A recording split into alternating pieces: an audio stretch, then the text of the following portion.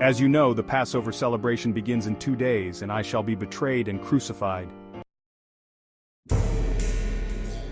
At that very moment, the chief priests and other Jewish officials were meeting at the residence of Caiaphas the high priest to discuss ways of capturing Jesus quietly and killing him.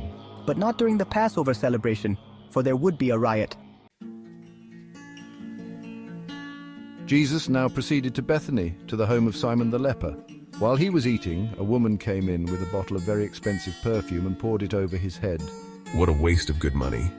Why, she could have sold it for a fortune and given it to the poor. Why are you criticizing her? For she has done a good thing to me. You will always have the poor among you, but you won't always have me. She has poured this perfume on me to prepare my body for burial, and she will always be remembered for this deed. The story of what she has done will be told throughout the whole world, wherever the good news is preached. Then Judas Iscariot, one of the 12 apostles, went to the chief priests and asked, How much will you pay me to get Jesus into your hands? And they gave him 30 silver coins. From that time on, Judas watched for an opportunity to betray Jesus to them. On the first day of the Passover ceremonies, when bread made with yeast was purged from every Jewish home, the disciples came to Jesus and asked, Where shall we plan to eat the Passover? Go into the city and see Mr. So-and-so and tell him, Our master says, my time has come and I will eat the Passover meal with my disciples at your house. So the disciples did as he told them and prepared the supper there. That evening, as he sat eating with the 12, he said, One of you will betray me.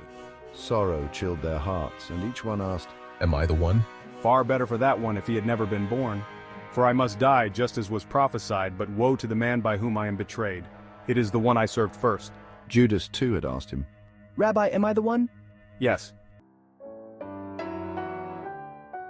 As they were eating, Jesus took a small loaf of bread and blessed it and broke it apart and gave it to the disciples and said, Take it and eat it, for this is my body. And he took a cup of wine and gave thanks for it and gave it to them and said, Each one drink from it, for this is my blood, sealing the new covenant. It is poured out to forgive the sins of multitudes. Mark my words, I will not drink this wine again until the day I drink it new with you in my Father's kingdom. And when they had sung a hymn, they went out to the Mount of Olives. But after I have been brought back to life again, I will go to Galilee and meet you there. For it is written in the scriptures that God will smite the shepherd, and the sheep of the flock will be scattered. Tonight you will all desert me. If everyone else deserts you, I won't. The truth is that this very night before the cock crows at dawn, you will deny me 3 times. I would die first. And all the other disciples said the same thing.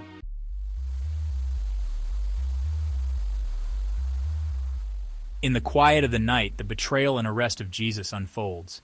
It's a moment of profound significance, a turning point that will echo through time.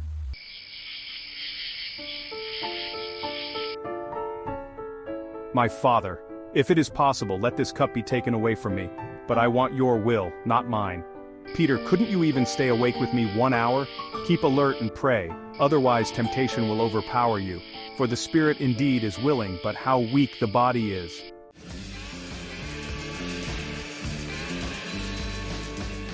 My Father, if this cup cannot go away until I drink it all, your will be done.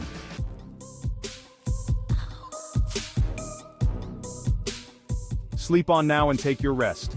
But no, the time has come. I am betrayed into the hands of evil men.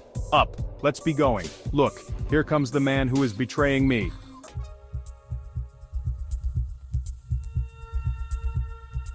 Hello, Master. My friend, go ahead and do what you have come for. At that very moment, while he was still speaking, Judas, one of the 12, arrived with a great crowd armed with swords and clubs sent by the Jewish leaders. Judas had told them to arrest the man he greeted, for that would be the one they were after. So now Judas came straight to Jesus. He embraced him in friendly fashion. Then the others grabbed him.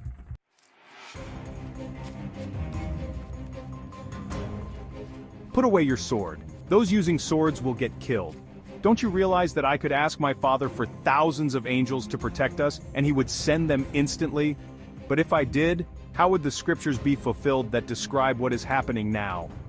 One of the men with Jesus pulled out a sword and slashed off the ear of the high priest's servant. Then Jesus spoke to the crowd.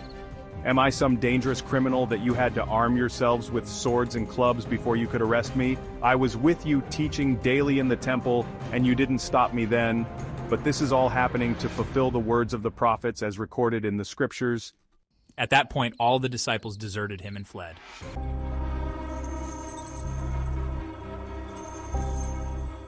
Then the mob led him to the home of Caiaphas, the high priest, where all the Jewish leaders were gathering.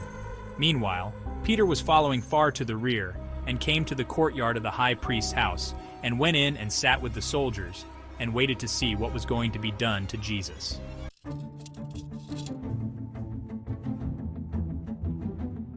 The chief priests and in fact the entire Jewish Supreme Court assembled there and looked for witnesses who would lie about Jesus in order to build a case against him that would result in a death sentence.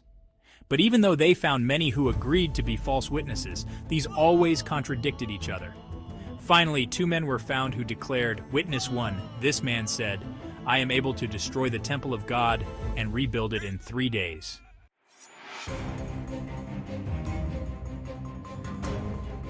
But Jesus remained silent.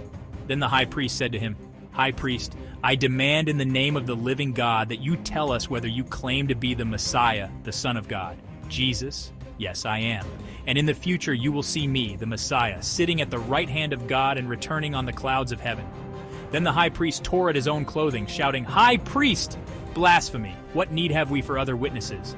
You have all heard him say it. What is your verdict? Crowd, death, death, death!" Then they spat in his face and struck him, and some slapped him.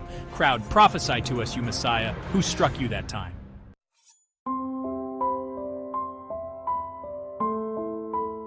Meanwhile, as Peter was sitting in the courtyard, a girl came over and said to him, "Girl 1, you were with Jesus, for both of you are from Galilee."